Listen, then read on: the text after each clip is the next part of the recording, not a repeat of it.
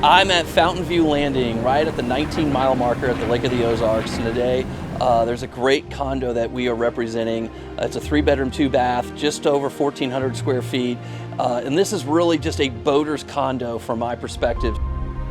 So this condo is a special condo for a few different reasons. One, it was completely redone within the last few years, so it's a very crisp, clean condo, 3-bedroom, 2-bath, you know, meant for you to get to the lake and just turn on lifestyle as soon as you walk in the door.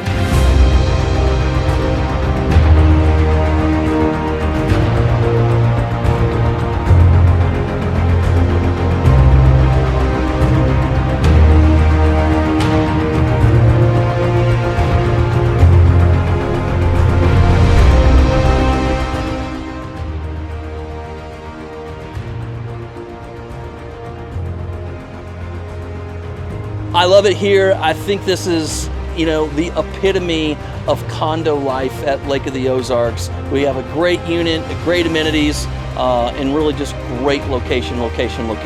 So with that, I hope you guys check it out.